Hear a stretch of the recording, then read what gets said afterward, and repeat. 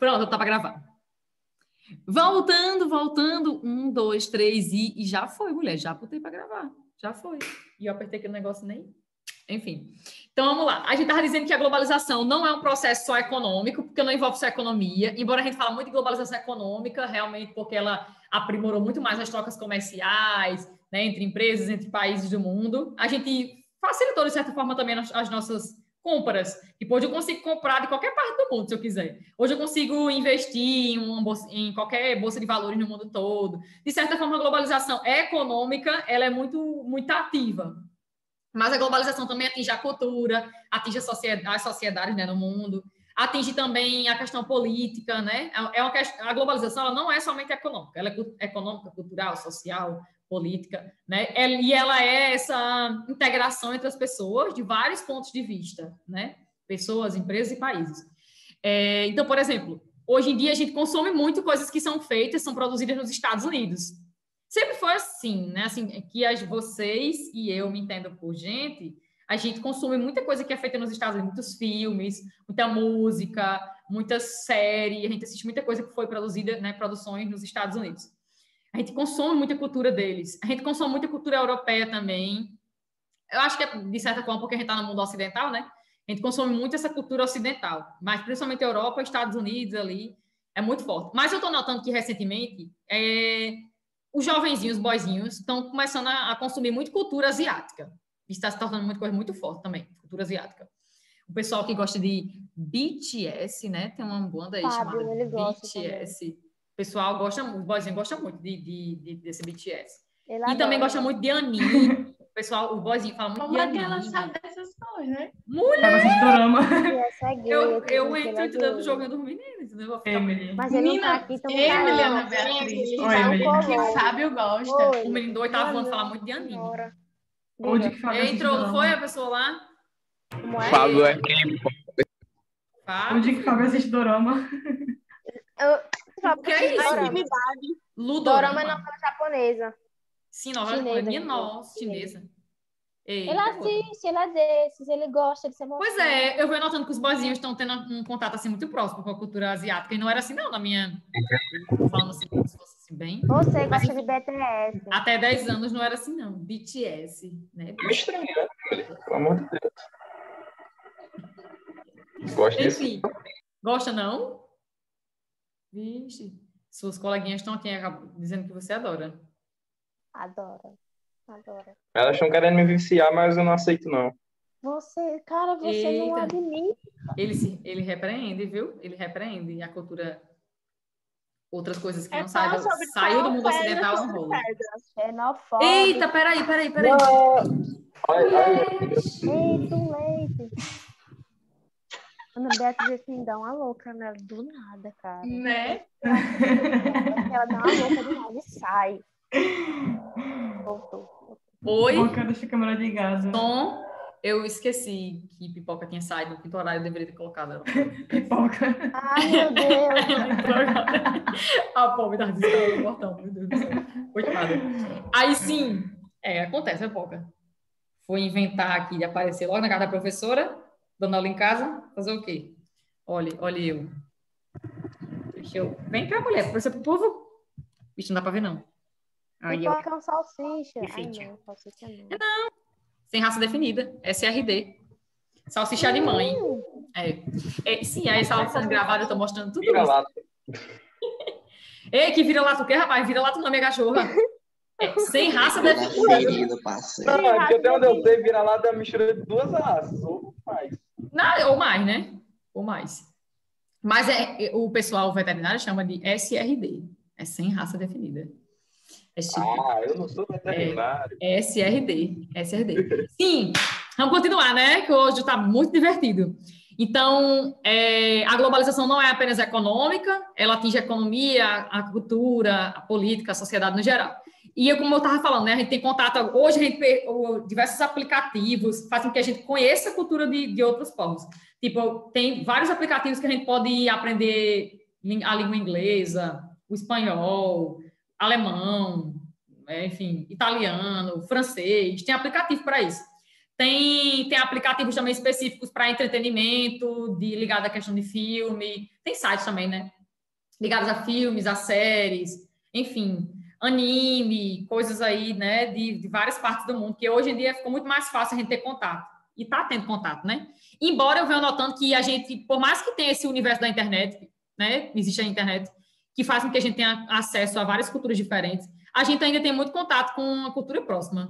Ainda tem muito contato com a cultura próxima, infelizmente, porque deveria ser um mundo mais assim, mais plural, né, mais aberto e tal. Então, cadê? Tá, falei disso.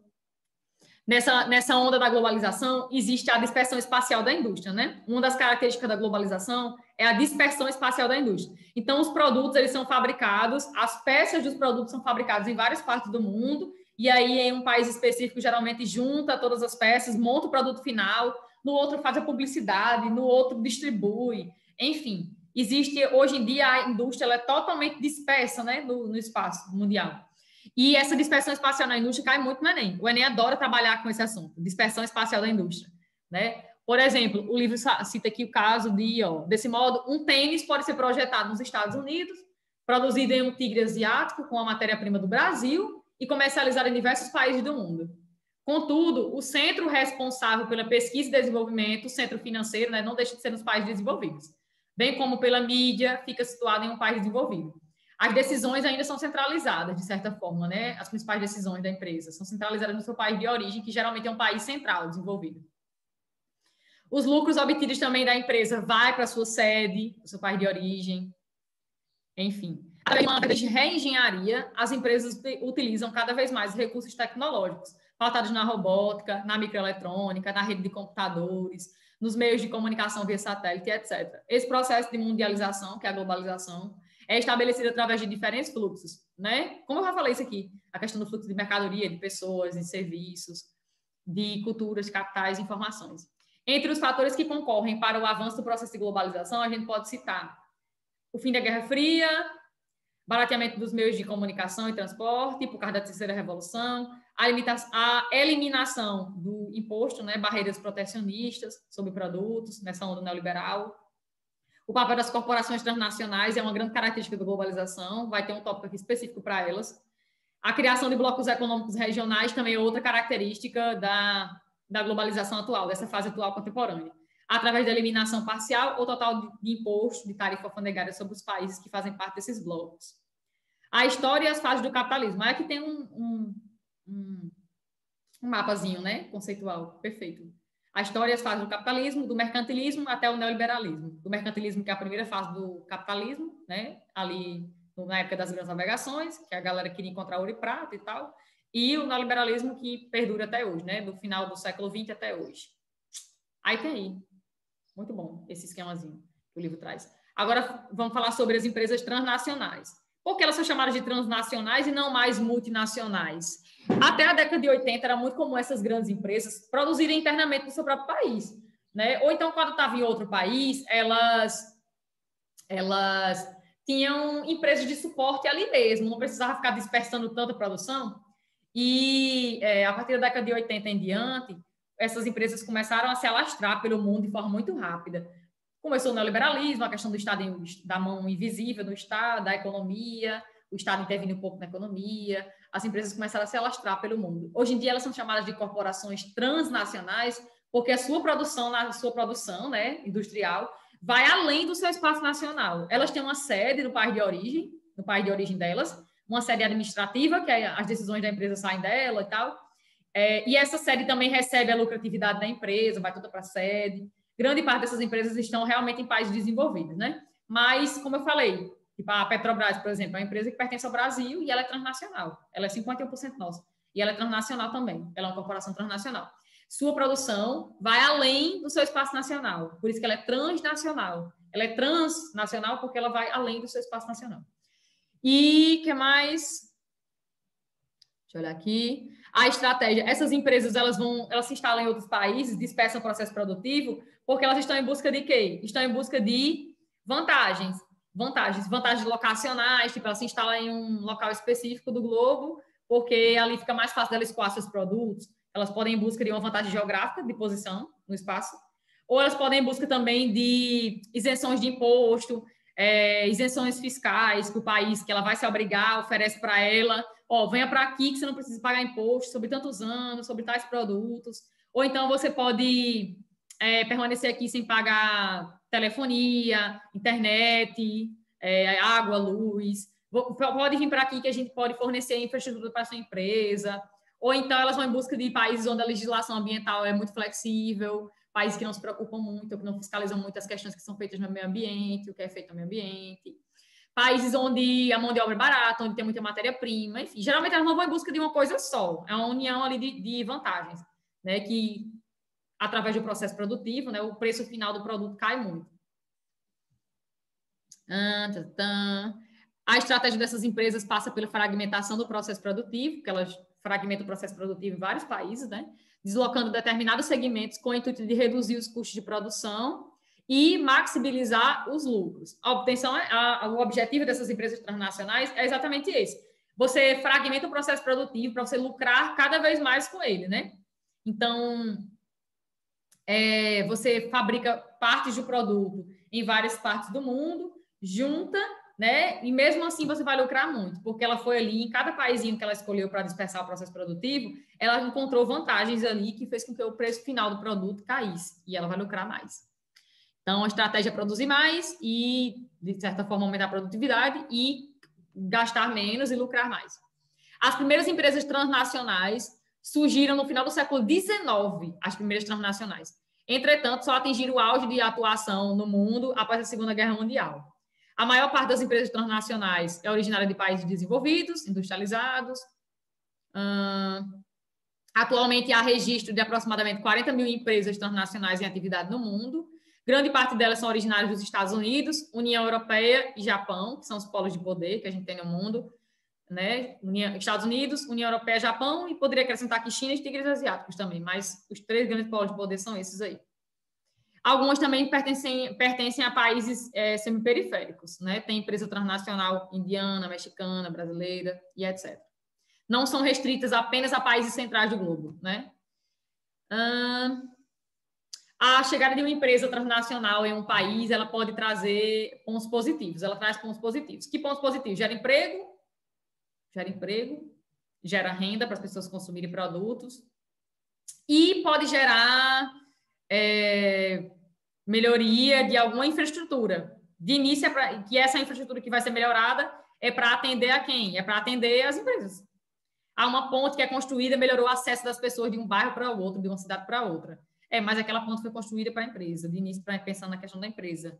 E aí passou a servir também para as pessoas. Ok?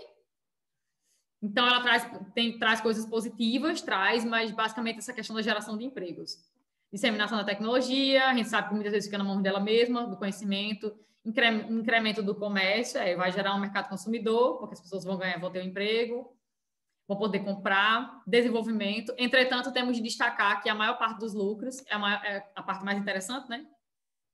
A maior parte do lucro da empresa vai para onde? Vai para sua sede administrativa, no seu país de origem. Não deixa de ir, né? O lucro da empresa vai para o seu país de origem, não fica no país onde ela se instalou. Então, ela é uma empresa muito boa para quem? Para quê, exatamente? Ela serve para quem? Em detrimento de quem? No relatório do desenvolvimento humano realizado pela ONU, das 100 maiores fortunas do mundo, 50 pertencem a países e 50 a megaempresas. Outra coisa interessante sobre as transnacionais é que algumas têm um poder tão grande, econômico, e político também, mas é econômico muito forte. Elas conseguem ter economias maiores do que de países. Uma empresa consegue ter uma economia maior do que um país. As grandes, né, elas conseguem ter isso.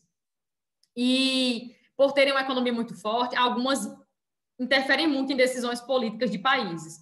Como assim interferem em decisões políticas? Elas têm um poder político forte, tanto que, por exemplo, estão decidindo sobre algumas questões ligadas a um conflito, algo para melhorar a economia do país, elas têm um poder sobre isso, sobre essas decisões, porque elas estão ali muitas vezes há muito tempo. Me diga alguma? Ou uma? A Nestlé, por exemplo. Pronto, a Johnson pode ser? A Johnson também, a Coca-Cola. Johnson fez até uma vacina. A Microsoft também. Olha aqui o exemplo da Microsoft. O valor das ações da Microsoft é quase o dobro do PIB da Argentina. Quase o dobro da economia da Argentina. Elas tem umas muito grandes. Essas mais famosas que a gente conhece, elas têm uma economia superior de países. E tem muito poder sobre eles também, onde elas se instalam. Divisão Internacional do Trabalho. O que é a Divisão Internacional do Trabalho? É como se divide a produção, né, de produtos entre os países do globo, né? Entre os países. Tem países que são mais produtores de matéria-prima, outros são mais produtores de produtos industrializados, outros ficam ali naquele meio termo. Tem grande produção na agropecuária, quanto tem grande produção na indústria, enfim. A Divisão Internacional do Trabalho, a DIT, consiste na divisão das atividades e serviços entre os países do globo. Ao longo do tempo, foram surgindo DITs, né? Existiram aí arranjos produtivos diferenciados ao longo do tempo. As regiões do mundo passaram a desenvolver funções diferenciadas. Então, por exemplo, a primeira Divisão Internacional do Trabalho que existiu entre os países do globo foi ali na época das grandes navegações, nos séculos XV e XVI, quando começou o processo de colonização da América. Os países, não é o país, né? As colônias na América passaram a praticar o pacto colonial, né? Onde só produzia para sua metrópole, só poderia comercializar com sua metrópole. E comercializavam produtos o quê? Produzia matéria-prima, produto agrícola, recurso mineral, e vendia para sua metrópole, só isso. Então, a primeira forma de divisão internacional do trabalho, que é a DIT clássica, é uma DIT baseada entre colônias e metrópoles. As colônias só produziram comercializar com as metrópoles e elas comercializavam basicamente o quê? Produto agropecuário, produto do primeiro setor, agropecuário ou produto fruto da mineração, né? Mandava para sua metrópole, a metrópole fazia o quê? Manufaturava aquilo ali, transformava no produto final e revendia para qualquer parte do mundo. A primeira DIT foi entre colônias e metrópoles, que é a DIT clássica.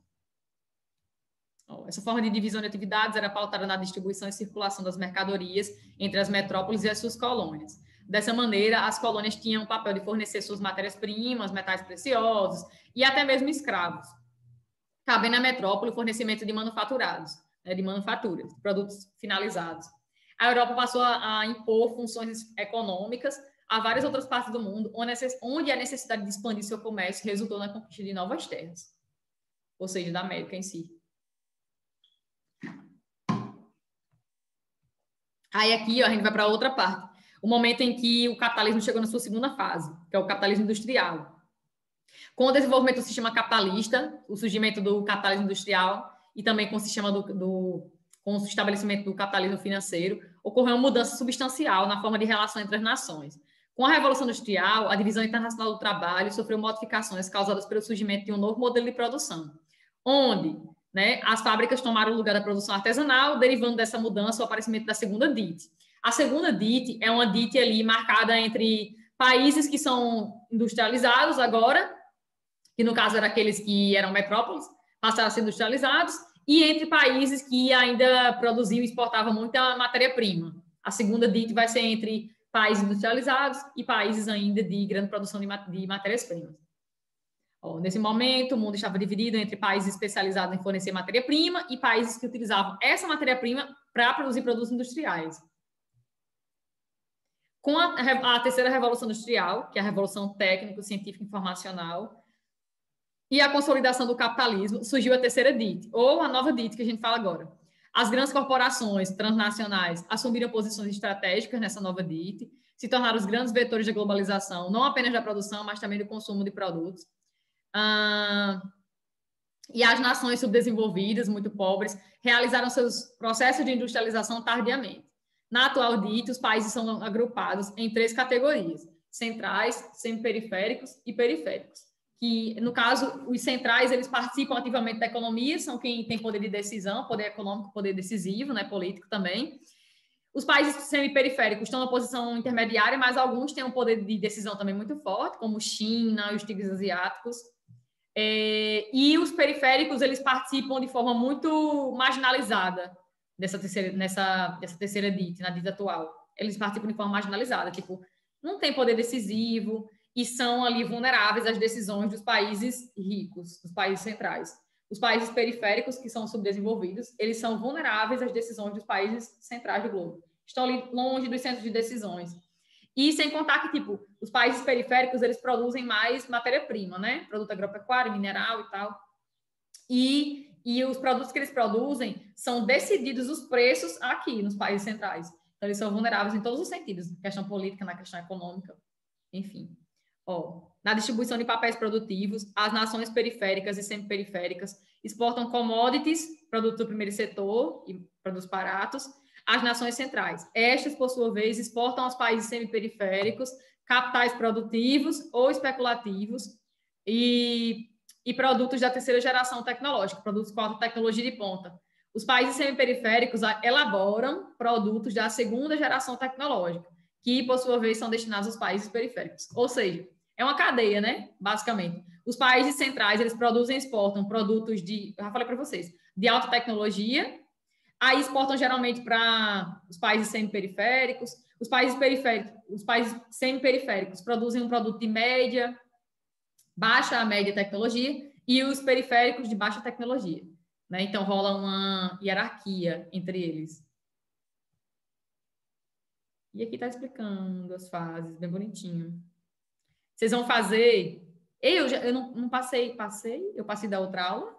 Passei, não passei? Essas questões de fixação aqui da aula 1, não passei. Menina, eu vou ter que criar atividade, então. Se eu não criei... Eita, gota. Eu vou criar da atividade da aula anterior, que é da aula 1, e dessa daqui, da aula 2. Hoje, eu vou ver se eu faço isso hoje. Hoje ou amanhã. Tem que fazer com urgência, né? Vocês vão começar a fazer essa daqui, certo? As 5 questões. Meu Deus.